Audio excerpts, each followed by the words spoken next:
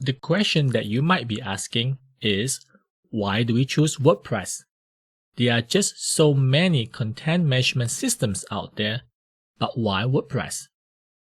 If you go to w3tax.com, it shows a market share report of all the content management systems on the internet. Now, the recent report over here on 30th November 2017 shows that WordPress is the runaway leader. It controls almost 60% of the market share for all CMSs on the planet. The second one is Joomla and also Drupal. So these three CMSs are the most popular ones, but WordPress is obviously the top.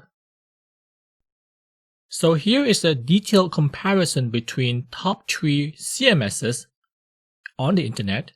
We have WordPress, Joomla, and Drupal.